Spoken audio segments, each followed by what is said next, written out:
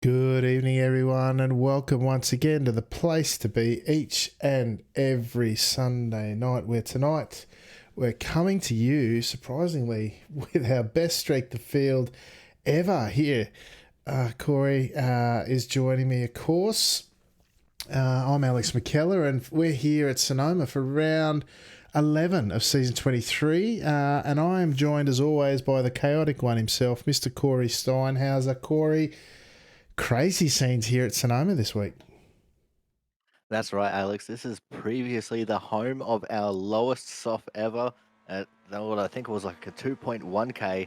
And tonight we have completely eclipsed that and we've started a new thing here with our highest soft in MNL SNL history, a 49.56. Can you believe it? Unbelievable. Like, I honestly can't. We've seen this joint empty all week, and then we show up here and we get that. So amazing scenes. Anyway, let's take a look at the field and who's turned up to give us this bumper crop of cars. We've got the one-plated car approaching in on 9K I rating, Mr. Benny Simonson for Apex Racing. A long-time friend we haven't seen for a little while, Mr. Sebastian Schultz. He's back in the field in the 2 car. Naoya Nagai-san 2.0 from Japan. He's in number 3 here tonight. Danny Blanco, who's becoming somewhat of a regular here. He's also streaming at the moment on Twitch as well. You can check him out. Danny, I can't remember the name. I was just looking at it before, but he's out there. Check out the Skippy streamers. And number 5 in the seedings tonight is Julian O'Fray. Corey, back once again, the red-faced racer. And also, in the car number 6 here, Alex, the first of 2 Oz and Z representations in this race. From McFlabby Racing, it's Brett McBurney. We got Ollie Peacock from the UK and I Club as our 7-plated car here tonight. Haven't seen Ollie for a few weeks. It'd be good to see him back out there and see what he can do. The 8-plated car is Diego Tomás Pereira from Brazil. We've got Giuseppe Tellini from Italy as our 9-plated car. And then our final Italian of the field, Alex, Loris Amadio as our 10-plated car. Absolutely. Geez, you're doing well with the names here tonight, Corey. It's great. The 11-plated car is Kawabe-san from Japan. Guy Kawabe Inaki Blanco is our 12-plated car here tonight. 13th in terms of the seedings, Alvaro. Oh, here we go. Reno. I've just given you some props and I can't get it right anyway. The 14 car is Håkon Grebstad, of course. Racing for Speedy Stales tonight, despite what the overlays might say. Tobias Ritt, 15th in terms of the seedings, but he's sitting on top of the pops with a 46.9 as we crack on for the second laps of quali, Corey. That's right, Alex. And our 16th plated car, the last of our Oz and Z contingents, and the last person to sneak into the server with a 3.6K is none other than Corey Lean. But these guys definitely putting in the hard yards early for their laps, and already Benny Simpson eclipsing Tobias Ritt and taking on the top spot with a 46.321, Alex. 6/10 of a second faster than Ritt's time. Unbelievable. Benny Simonson has been pretty damn dominant around here in the racing that I've seen him do. And looks like this race, at least in quali, although we know he can get the cars around in quali wherever we are, but he's been particularly dominant here this week. Ritt coming the closest, although he's in the mid stages. Oh no, he's coming in the final stages of his last lap, having just gone through 10, coming down to 11, the hairpin, one of the primary passing opportunities, of course. Nice tight line. Don't look at that camera angle, my word. Don't hit the tyre barriers, and Ritt now lean jump into P2. What's Ritt got for us now as he crosses the line? Start provisionally P3. Has he improved? Oh, he looks like he's got the identical time. No, 1/1000s he missed out as Danny Blanco jumps up, and Nagai-san 2.0 jumps to the top of the pops. Benny Simonson now comes around the final corner here, dodges the tyre barriers, nearly kisses the wall on exit. What's our provisional pole sitter got? Schultz has jumped to the top. What's Simonson got? The number 1 plated car crosses the line to finish his quali and jumps up, if you don't mind. What's the gap, Alex? Put it up there so folks at home can see. 1.5 tenths, Corey. Stunning time from Simonson. Indeed, that is, Alex, and that is just about nothing as I'm pretty sure everyone has just finished their qualifying efforts. It's time to go to the grid. Yep, let's do just that, and I'll see if I can get the overlays right this week as we jump to the grid. Only 16 cars to go through tonight. Smaller grid. Season 23, round 11 from Sonoma, of course. Apex Racing's Benny Simonson on pole. Just 1.5 tenths from Sebastian Schultz, who joins us once again tonight in a welcome return. Naoya Nagai continues his good form in quali, starting from third off the grid. Joining him on the second row will be Diego Pereira from Brazil. Danny Blanco from Iberia out of fifth tonight. Brett McBurney from McFlabby Racing, the leading ANZ driver. Starting tonight from P7 will be Giuseppe Tellini from Italy. Julian O'Fray, the red-faced racer, he's out of 8th. Out of 9th tonight off the grid will be Alvaro Reino. 10th, the second of the ANZ drivers, Corey Lean. 11th off the grid tonight will be Tobias Ritt. Starting 12th will be Japan's Gail Kawabe as we go over the page. 13th tonight will be Anaki Blanco, the Iberian. Ollie Peacock, who's normally pretty damn good in quali, actually, starting further down than he would expect in 14th. Håkon Grebstad, the Speedy Snails out of 15th. And Laura Samadio rounding out your starting grid of 16 tonight. Corey, what do you reckon tonight's got in store for us, mate? Well, knowing Sonoma, it's definitely a track that can bring up a couple of very interesting circumstances, especially with some of the tight corners around here.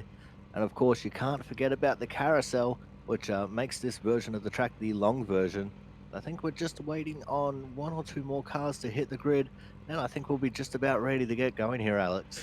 Yep, Blanco joins the grid now. Now, grid is full. 16 drivers here tonight, dominating the strength of field for the week, let me tell you. As the red lights mean rev, green lights mean go, and we're way up towards turn 1 and the run up the hill into tricky first sector. This one it is, as Simonson leads them away. Oh, I've already heard crunching in the background. I don't see anyone tumbling down the order, so we might be okay. As they come up and over the hill, over the rise, the suspension getting the full workout here. Like so many of the US tracks that we see, the elevation changes are a real feature of this one, Corey. Yeah, that's right, Alex. And it can also provide some interesting situations with the change of directions and everything. And we've got Diego Pereira already going around. There's some more crunching going on in the background. I can see Kawabe-san unfortunately involved as well in his 11 car. And I think Anaki Blanco off into the pits and caught up in their first lap shenanigans as well there, Alex. Yeah, let's go check and see if we can't find a replay. As they come around the top of this early section here, there was some crunching. Oh, and then Kawabe and the 12 car. The 12 car's just outbraked himself. He sent it up the inside, did Blanco, and that's caused Kawabe to get hit in the rear as well. Grebstad looking to get away with one up the inside. Peacock searching for cover out wide, and the 10 car as well of Laura Samadio managing to dodge that one as well, Corey. As we jump back to live pictures up the front, we have Simonson, Schultz and the guy looking to run away with this one. If they can, look at the rear of the car step out through 10 on cold tyres, Corey. Oh, speaking of which, in the background, we've lost someone. Who was it in the background? I'm just trying to find him. I think it was Tobias Ritt, our early provisional pole setter. The rear of his car just went around. We were just talking about it. Why don't we grab a replay? You can see these guys as they come down. They're going to grab a sneaky 4th gear maybe. 5th is just probably a bit too much. You can see in the background that let's go. And there she goes. He managed to keep it off the wall and keep out of trouble, which was pretty good, all things considered, Corey. Yeah, that's right, Alex. And that's not a hard thing to do. That is a very high-speed corner. As you said, you can take 5th if you're really brave, but generally it's a 4th gear corner, and it's not a slow 4th gear corner. It's only a very slight lift. But back up towards the front of the pack, it's still Simonson from Schultz and the guy's son. And this is where the race is really going to start playing out here, Alex. These early laps, everyone trying to find the edge of the grip. And we know Simonson is generally one of the better drivers that can do that, because this is not an easy track to make overtakes, even though there is a couple of big overtaking opportunities. Yeah, absolutely. Simonson really leading the way this time round as the drivers head through the hairpin out the back. This one a feature of this layout, of course, and then we come into the twisty sections of 8 and 9. as Simonson once again continues to lead this one away. I tell you what, I've just about put the house on Simonson for this one, if I'm honest. He's been dominant here in the racing that I've seen. He's got two of the best behind him in Schultz and Nagai. Blanco trailing off in third with some 1.2 seconds behind as once again they sweep through turn 10. Oh, the rear of the cart really looking to let go if it possibly can. Now they go through the tight double right-hander to finish, nearly kiss the tyres, and there's that marvellous camera angle there as we see the drivers cross to complete lap 2, Corey. And it's still Simonson leading the way from Schultz and the guy. Looks like the guy's trying to find a way around Schultz here. It's very hard to do in this uphill S's section to start off the lap. Second gear for this first part of it, but then you can hold third in the second set of S's here. But I reckon the overtaking opportunity for this section is that really tight right-hander. Down to first gear for it, Alex, as they come across the rise, trying not to drift out into the dirt. And I don't think there's going to be a move on this time, but Simonson using all the track and then some on the exit, trying to build up this lead that he's got going on, Alex, and it's already 7/10 of a second. I think he can build this right out and just cruise away to the win. Crazy to think we're just a tick under 5k and Simonson nearly driving away from his competitors here tonight. Crazy stuff. Now sitting there in fourth I should say, running almost a lonely race. He's got a second either side is Danny Blanco. Brett McBurney, the leading ANZ driver, he's actually ahead of Redface Racing's Julian O'Fray. Seems to have struggled a little bit here tonight. The 5-plated car, he's getting around all right. Corey Lean up 3 positions, leading the next pack ahead of Giuseppe Tellini and Håkan Grebstad. Grebstad up 6 positions, if you don't mind. He's, as is Loris Mario, sitting behind him, although he's some, 5 seconds behind as this pack is, or this race is really dispersed quite wide now as we see Corey Lean start. Looking like he's going to take a defensive line, and it's up the inside goes Grebstad. Chucks it up if you don't mind. He says, I'm going through, thanks. I'm going to have position number 7. Although Tellini coming back at him this time round. Looks as though it's going to be a race to the line. Tellini will have the inside run up the hill. And Grebstad sees the position, Corey. Yeah, there's a crazy little exchange going on there, Alex. I wasn't, by looking at it, I just noticed that Ollie Peacock departed the server on lap 1. Looked like he got a little bit of damage from the first lap shenanigans there. But Håkan Grebstad, definitely one of the more tenacious drivers that we know, and we know him quite well. He's been a regular here in the SNL series for a very long time, and he won't be happy with sitting back there in 9th. I know he's going to try and claw his way back up there and try and take away that 7th position from Lean eventually. Yeah, absolutely. Meanwhile, back up front, we've got the 2 guys in Schultz and the guy keeping Simonson honest, it has to be said, as they come into the hairpin once again out the back of the circuit. Another passing opportunity if you can get a good run out of the carousel, of course. Now it's the big long run down through the snaking chain of corners at 8, 9, 10 here. Grabbing every bit of the curb that you dare. Lighten the suspension a little bit here, or soften the suspension I should say, and you can get some good time through that section of the course as well. This time it's Sebastian Schultz putting all sorts of pressure over Simonson in P1 this time. Will Simonson take a defensive line? Doesn't look like it. Schultz really just tucking in behind, under the wing of Simonson as they go through the hairpin once again. Got to remember to grab the other camera angle there as we see the 3 of them looking to get away. There's just under 2 seconds ahead of Blanco, who's a further second ahead of McBurney in the background, with O'Fray all over McBurney's tail, Corey. Yeah, it's crazy to think that these 3 have amassed such a gap, and even Blanco amassing such a gap over McBurney and O'Fray. And those 2 are generally pretty quick drivers. I mean, I know McBurney's been getting himself into a little bit of trouble in races recently, but he's still no slouch when it comes to the driving thing. And the fact that Danny Blanco on 4th has pulled away from them is a pretty incredible feat. But also this top 3, just so absolutely dominating. The fast lap of the race so far, 45.818 by Schultz. And that's a very quick lap time around here, Alex, especially considering how long of a track this is. Yeah, look, only not even halfway through the race. I'll only get quicker from here, Corey. And it looks like McBurney. Look, he was briefly within draft range. Oh my goodness, the camera angles here are outstanding. McBurney was briefly within draft range of Blanco. Looks like he might have been catching him.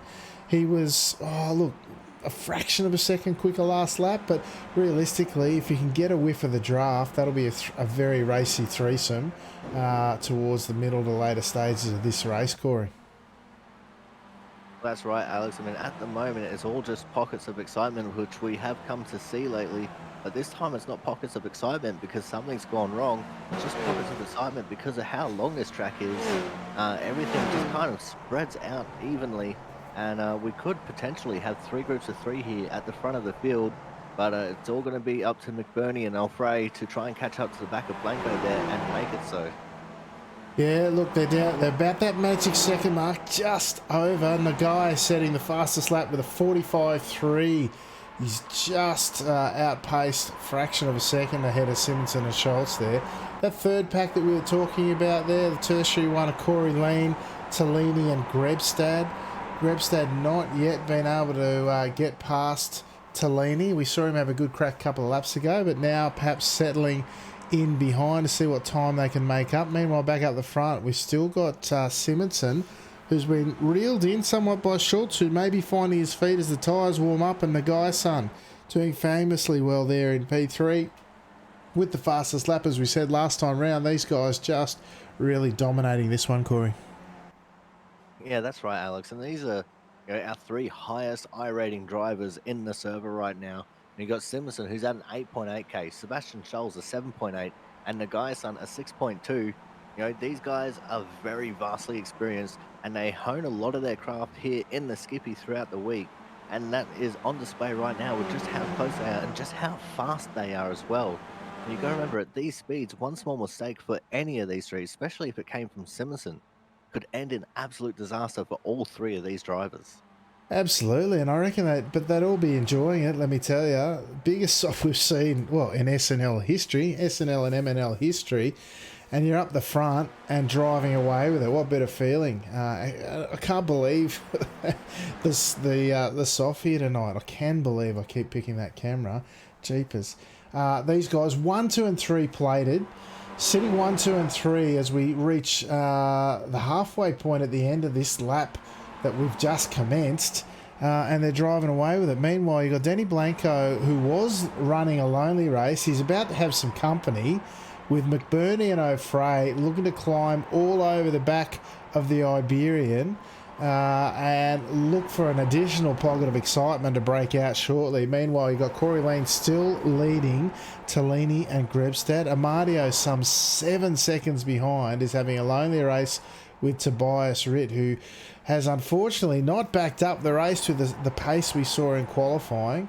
Then 3 seconds behind them, you've got Pereira, Kawabe-san on a recovery drive. He's 8 seconds from nowhere, to be honest. Unfortunately, the Japanese driver, Blanco, who I think from memory was the cause of that disaster, sitting in 14th, and all the way back down to 15th was Reno, who I think makes his Sunday Night Lights debut, if I'm not mistaken. One that he'll be seeking to forget, no doubt. Meanwhile, back up front, 1, 2, 3, they are on your scoreboards, and written on their cars, you've got Simonson, Schultz, and Nagai running away with this one still, Corey. Yeah, that's right, Alex. I've been keeping an eye on this second pack, and McBurney has just been ever so slightly catching up to Blanco. It was to the tune of about 0.6 of a second on the last lap that he caught up to Blanco. Once he started getting a sniff of that draft, he just took full advantage of it. And now I would dare say that this is officially a pack of 3, because McBurney is right there, and he's going to be ready to pounce on Blanco at a moment's notice, especially if Blanco continues to take such a wide line through that final hairpin, Alex. Yeah, riding on the nose of McBurney. You could really see the difference in lines there as he really looked to take the title line. And then we see, if we look back from Blanco, you can see what that looks like as I turn a bit of the volume down on the cars. And now it is a party going on there for P4 through 6 with Blanco leading McBurney and O'Fray. Two strong competitors here. I expect to see some action before long, Corey. Yeah, that's right, Alex. We know how aggressive of a driver McBurney is, and we know how aggressive Danny Blanco can be as well. I mean, I don't think we're going to see too much aggression out of Alfred. I reckon he's just going to sit back there and wait for these two to trip over each other, which, knowing the company that he's got sitting there in front of him, Alex, definitely a very possible prospect. Certainly will be one to keep an eye on. As keeping an eye on, we check back in with our leaders. Still 1, 2, 3. So they head around the hairpin for the start. Well, we're in the second half now as they're on lap 8, the second half of lap 8. These three, you know what? It's hard to, go past Simonson. But great to see Schultz and Nagai putting all sorts of pressure over him to some degree, although they are a bit line astern. I wonder if Nagai 2.0 is really going to have a crack later in the race and whether Schultz can really take it to Simonson in the closing stages. Well, see, Alex, I reckon these three drivers are so experienced, they're probably going to lay out all their cards on the table on the last lap. Now, you watch one of them make a fool out of me right now and just do the exact opposite. But I reckon that's what they're waiting for, because this is such a big track. You know, it's kind of pointless to try and make moves this early, even though we are past the halfway point now. You don't want to do something that would jeopardize your entire race before the last 1 or 2 laps, especially around this track. Yeah, well, they've opened up a 4-second lead, so, I mean, you can start trying to play a few mind games, I guess, but you're right, you don't want to throw it all away for the sake of putting pressure on when it's not too much, well, not required at this stage. Meanwhile, Blanco, McBurney and O'Fray expect this one to heat up at some stage soon. I think O'Fray, as you say, will sit back and watch the fireworks in front of him. Behind these guys, you've still got leading from Tellini. Grebstad looking like he might be short of a run here, nearly dropping back. And I think have I just seen a change of position? I did. We've just spotted going past McBurney was O'Fray. I'm going to go check out a replay, see what happened there. No, it doesn't. I can tell you now, Alex, is very nice overtake on the entry to the carousel. Yeah, there we go. We just got it up the inside. McBurney didn't give him too much trouble, I have to say, but he got it done without losing too much time. I'm afraid looking to get a little bit further up the order by the looks, Corey. Yeah, that's right, Alex. It looks like Alfred, even though he's not really being aggressive, it's a lot of very controlled and thought out driving that he's doing here. He's just hitting his marks. He's not overstepping the boundaries too much. And I reckon he's just using that to his advantage to make these overtakes happen. Because as you saw, that was a very low pressure overtake that he got on McBurney. And now he is right up on the gearbox of Danny Blanco. 100%. And in the background, look, I don't know, maybe they're getting closer. Because you've got Lean, who's ahead of Tellini and Grebstad still. They did a 45.5 to a 45.5. Nah, they're lapping about the same times, to be honest. And 2.8 seconds is a very large gap to try and bridge at this standard of racing. So I think these guys might be struggling. But if you don't mind, Simonson, in clean air, has done a 44.9 last lap to take the fastest lap of the race whilst leading. No draft required. Thank you very much, Corey. That's a pretty impressive steer. Indeed it is, Alex. I mean, Simonson is not an 8.8k driver for absolutely nothing. That is him just throwing the absolute kitchen sink at it. But you just look at the way he's driving. He's a very cool, calm, collected, and a very smooth driver. And that just goes to show, a smooth driver can definitely make a lot of pace, especially around a track like this. Whereas a more aggressive driver who steps out the rear end every now and then will probably generally falter and fall down towards the back of the pack. And the entire top three are under the same kind of bravado right now, with all of them just driving exceptionally smooth around here.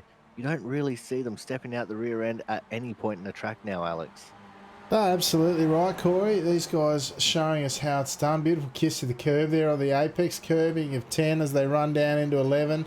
Beautiful run through there. You saw just behind him Schultz, whether it be a little bit of wash from draft or what have you. He missed the apex and just that fraction of the gap opened up but closed up through braking and on exit of the final corner. Now as they run up to the line, the Apex Racing vehicle or cladded livery car of Simonson leading them away for the start of lap 11. Not so far to go, Corey. If you had to roll the dice and pick which one of these three is going to take it out, you reckon? Alex, if I had to play the devil's advocate here, I would have to say that I don't think that the top three is going to change. In saying that, I think that position four is going to change because they are side by side right now, trying to go up the hill through the S's. That was some very close situations that I just saw for Alfred trying to get around Danny Blanco here. I said before that I didn't think Alfred was going to get aggressive at all, but he's definitely starting to turn up the pressure now that we're in the final 4 laps of this race. Yeah, it cost them a little bit of time to the guys behind, led by Corey Lean ahead of Tellini and Grebstad. Although, no, Grebstad's dropped off the back a bit there, but these three, yeah, this is where the action seems to be at the moment. O'Fray starting to look now to put pressure as he pulls to the outside into the braking zone at the hairpin out the back. Can he get the over and under done? No. Beautiful lines there from Blanco, maintaining speed and keeping the position, as all the while watching patiently is McBurney, sitting there in the background waiting for things to unfold and see what he can make of it, Corey. Yeah, that's right, Alex. I was just looking at how aggressive Alfred was being on the curbing that time. Look at that, half his car in the dirt as they come to the fast fourth gear right-hander there. I reckon this move is going to be on here pretty soon because this is the most aggressive I think I've seen Julian driving in a very long time, as he just about kisses the tire barriers on the inside of that hairpin, which if you do go too low there, Alex, can lead to a very bad time. Oh, I tell you what, he nearly kissed the tyre barriers and then he nearly kissed Blanco's car on the exit. That was some sort of steering ground there, but he's absolutely putting all sorts of pressure on the back of Blanco. Blanco looking rock solid, I have to say. Not like there's not even a stagger or a swagger or anything.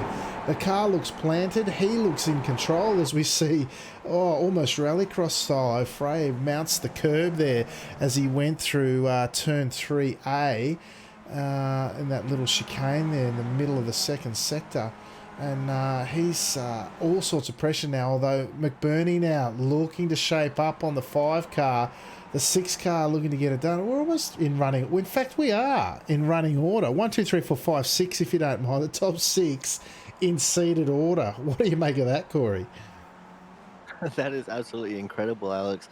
I noticed that before and was thinking about it, but I never actually put it to words because I completely forgot that Alfred made that overtake on McBurney. But now you can see McBurney starting to get a little bit impatient with sitting back there in P6. And if I'm not mistaken, Alex, it looks like the group of 3 behind these guys are visually a lot closer than what they have been in the past couple of laps. It's under 2 seconds now with 2 laps to go as they cross the line next time round. I don't think, unless that front group of Blanco, O'Fray and McBurney get really busy, that Lean, Tellini and Grebstad will get up to them. And although Lean's got a bit of a gap there, he's almost, in fact, he's a second. He's dropped Tellini, who in turn has dropped Grebstad. So it's really up to Lean to see what he can do. Meanwhile, Blanco leads this trio once again, fighting for P4. O'Fray, who's up 3 positions. McBurney, where he started. Blanco up 1. Look in the background. You can really see these 3 cracking on with it. O'Fray all over the back of Blanco. And again, Blanco not batting an eyelid, if you don't mind. Just really, I'm not going to say he's cruising, but he looks like is once again O'Fray shows a nose into the downhill braking section at turn 4. Tell you what, there's a lot of action going on here, Corey. Yeah, that's right, Alex. And you've got 2 completely driving styles on the line right now as well. You see Danny Blanco trying to just be as smooth as possible, not really hitting the curbs, just kissing them ever so slightly, trying to keep the car very under control. And then just behind him, this super aggressive O'Fray, which we never see out of O'Fray. This is incredible to watch. And he is absolutely hitting every single curb he can. I'm actually surprised that he hasn't bent up his front wing at all because of how hard he's been hitting some of these curbs. Yeah, soften the suspension a bit, raise the front of the car. You might get away with it more than not. And certainly it looks like a straight front wing. Checking back in with our leaders. Look at this, Simonson. He's got half a second here. And almost, look at him using every bit of the track and the dirt that he can. Heavy on the brakes. He is carrying a bit of front wing damage, which can hurt you in this car more than you might think. So, and looks almost a bit of an angle there, certainly vertically, but horizontally, on the horizontal axis as well, looks like it might be a bit bent. So Simpson's still driving the wheels off his car to keep ahead of these two. With last lap now, the surrender flag has been shown. These guys really looking to put it to the finish line now, as behind, still in running order. Oh, O'Fray got right up under the tailpipe of Blanco that time round, but to no avail as Blanco holds him off once again. These guys absolutely dominated the excitement of this one, even when positions aren't changing, Corey. Yeah, that's right, Alex. I was watching them coming through the final hairpin for the last time, and Danny Blanco threw a massive block on Alfray. If Alfray didn't go back to the left of the track, he was going to clean take out Blanco, and cooler heads prevailed. And Alfray actually almost lost the position to McBurney because he had to take the hairpin so wide. So let's see what they can do this time. Coming up to the double apex right-hander where the long circuit meets the short, and Alfray going very inside, just trying to put Danny Blanco off his game a little bit. But I'm not sure it's going to work for him, Alex. I think his only opportunity is going to be in that final hairpin, as long as he doesn't lose too much time here in the final S's. Yeah, it looked like he was defending from McBurney as much as anything else as we come through the final run through turn 10 this time round, as we see the leaders once again using every bit of the track and more. See Nagai putting all sorts of pressure over Schultz. That's the battle to watch now, as Simonson's done enough. He's going to come away, but if you don't mind, oh, we've lost some in the background. Blanco's gone. Oh no, he just ducked off to a parallel universe momentarily. I thought he must have had an accident, but they've got it done. Simonson now crosses the line ahead of Nagai O'Fray, and I've missed it all. And then O'Fray tucked in behind Blanco. That's how they finished. Lean didn't catch him in the end. It's pretty much line astern at the end of all that, Corey. Yeah, it's a bit crazy there, Alex. I would never in my wildest dreams have picked that the 1 through 6 cars would finish in the order that they're ranked in the server, which is incredible. But the racing still isn't over yet. We still have the battle for 14th between Reno and Anaki Blanco at the back of the pack, as they are still on their final lap here, Alex. And I think there was an overtake after they started their last lap here, because Blanco back in the final position, going very aggressively to the outside, trying to make an outside pass work, which you don't normally see happen around there at the double apex right-hander. Oh, we've got Blanco now tucked in behind Reno, and these guys battling it out for P14 and 15, if you don't mind. Fighting over the scraps, as it were, but they're fighting nonetheless. Get that India up the inside of 10. Nah, that was never going to work. And off into another dimension. I think it was Reno getting a DQ, I reckon. Or is it Blanco? No, Reno. I reckon he's got DQ'd. And Blanco now, he's got a busted up car, and he's trying to say, oh, look at O'Fray come around the corner in the background, if you don't mind. Blanco just trying to get it finished. I'd like to... Oh, I don't know if you can cut that much and get away with it, even if it is the last lap. Jeepers. I can tell you now, Alex, it wasn't a DQ for Reno. It was just he hit the particular part of the track which sent him back directly to the pits. Do not pass go. Do not collect $200. And finally, Blanco crosses the line. Has he? Has he actually crossed 14. it? Jeepers. Well, that's possibly the most unique way I've seen to finish one of these, but yeah, that might do us. All right, let's go check out the results of Season 23's Round 11 at Sonoma. Sonoma now holding the unique record of being both the lowest strength of field a few seasons ago with a single split to the highest strength of field here tonight, which is just outstanding. Crazy times here at Sonoma.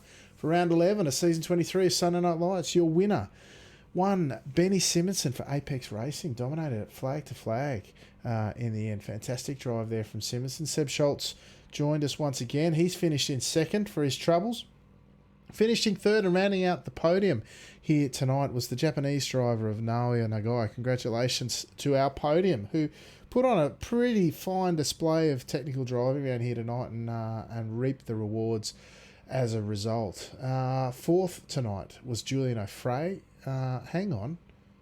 How did Danny Blanco end up 54 seconds behind? That's weird. I think he might have finished. Anyway, we'll go with what we got.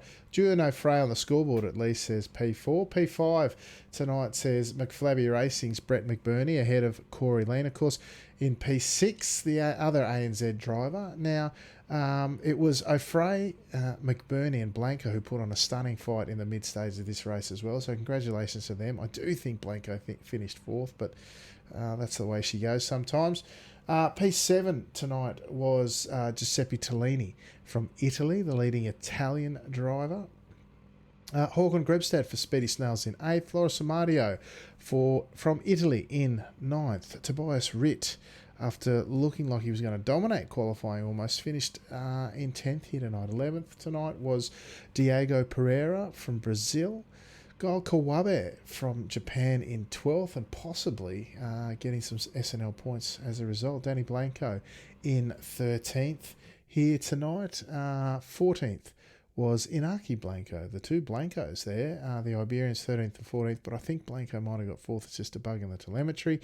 Alvaro Reyno, after his exciting exit, he's in 15th, and Ollie Peacock, our lone retirement. Corey, that is how they finished tonight, and quite a bit of action there was to be had out there, even if it was just about the technical line astern stuff, and really looking to apply enough pressure to pass, which seemed to be harder than it looked. Yeah, Alex. I mean, there's a lot of mental skill that goes into trying to affect an overtake at a track where overtakes usually don't happen. And we could see the planning that was going on for not just Seb Schultz, but also for Al Frey, who was sitting there in fifth. But I'm not sure what happened to Danny Blanco there. I think it was because he may have blinked out going across the line. That our telemetry is calling him 13th. We might have to have a look at the results that iRacing puts up post race and get confirmation on that. But I do believe he should be in fourth there. I just think it might be a little bit of a bug in the server here. Well, I've just seen him pop in the chat, and he said he's finished 13th, which wow.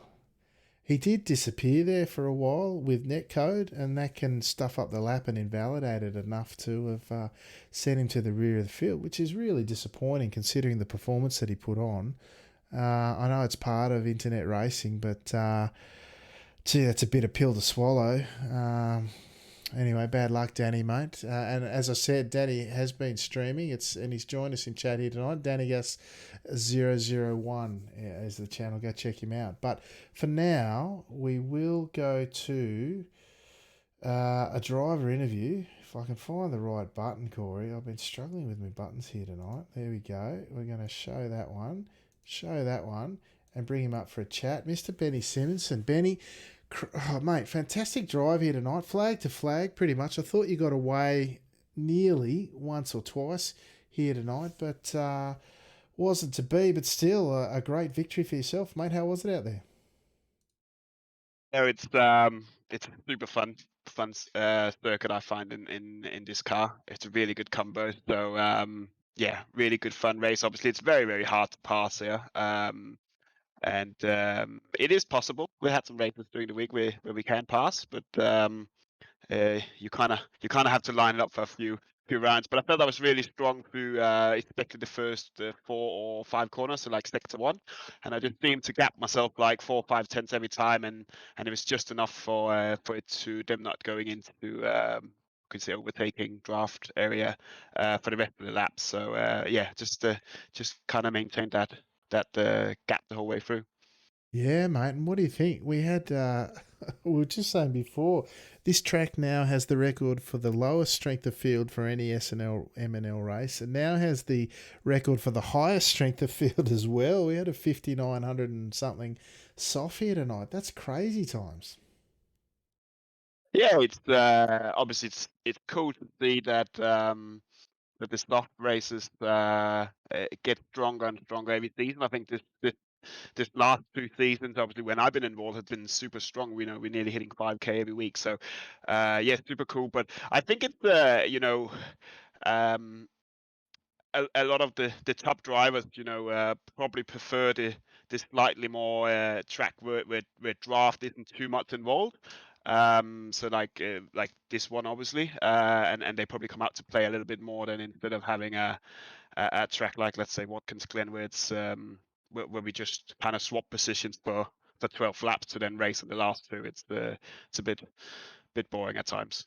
Yeah, absolutely, mate. It does seem more like the challenge and the technical elements of this track will bring them out, and it's one of those tracks which I sort of call a pressure to pass rather than a draft to pass track. And I think you set the fastest lap in the end from what I saw undrafted, top speed only 180 k's an hour sort of thing, or a tick over. So it's really about how you steer and get around rather than just sticking in the draft and putting a pass on the long straight in the end. So a driver's circuit, as you say, and hopefully, well, clearly tonight brought him out to play, right? Yeah, it's I do find it a little bit hard to follow at certain places here, which is obviously why I think you see the slightly non-drafted laps being a bit more powerful.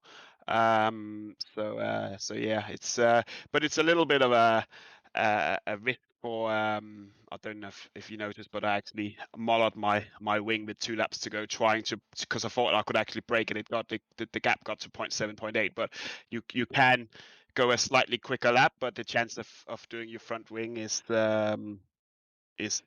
quite of a 50-50. And yeah, I did manage to moll the wing with 2 laps to go. So Yeah, we did spot that. It looked like it was on a fair angle too, actually. But yeah, look, fantastic driving out there. Seb Schultz is no slouch to keep him behind you, and of course we've seen such great improvement both in the racing and the racecraft of Nalia Nagai, which is great. And they're two good fellas to race with as well. So hopefully that was enjoyable, mate. So before we let you go, anyone you'd like to give a shout out to this week, mate? no, just of course you guys, as always. Nice to put on the show. It's nice to be back actually as well. Like, obviously had a little break, so yeah. But yeah, thanks for everybody who's racing as well. It makes the racing fun. Yeah, absolutely, mate. And all the better for having you out there. And glad to hear you're having a great time. You'll be the one of the few Skippy drivers to crack 9Ks iRated before we know it as well, mate. So, look, congratulations on the race tonight, mate. I'm glad you enjoyed it, and we look forward to seeing you for the final round next week. No, I can't make the last one, so yeah, racing real life, unfortunately. Oh, But mate, yeah. where you off to race in real life? At Netherton, just a little uh, club club racing co-driving event with a friend of mine. So yeah, should be fun. Beautiful. All right, mate. Well, enjoy that. And hear that, everyone. You got a chance to win it next week. The big boys away, so come out to play. All right, Betty. Thanks for joining us, mate, and maybe we'll catch you again next season. All right, see you, boys. Corey, Benny Simonson out there. He's off to have a bit of a run next week out with the real life racing. Look, I reckon he might have actually taken out this season on the back of that race. But I'll have to do up the scores and see how we go, mate. But bit of fun out there, bumper soft and pretty technical and a high standard racing as well. Yeah, that's exactly right, Alex. And it just goes to show that the old adage of leading from the front, definitely one that played to his advantage in this particular race. When, as he said, it's probably easier to lead here than it is to follow. Hence why he got a couple of the faster laps earlier in the race. But Nagai-san definitely clawed that back, and so did Seb Schultz. As they closed up that 7/10 of a second gap, which if we go back to the warm up race for this one, no one was able to do that. He pulled away the 1.2 seconds and just kept on going from there. But this time, Seb Schultz and Nagai-san able to claw him back, which was really good to see, and it definitely provided that extra element of excitement as we're in those closing laps, even though positions never changed.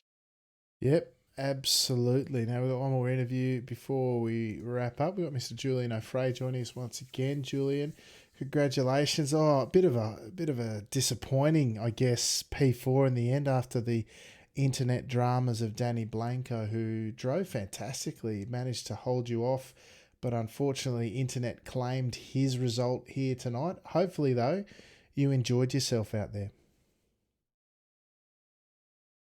You with us, Julian? No, I don't think we've got you, Julian. We can't hear you. No, all right.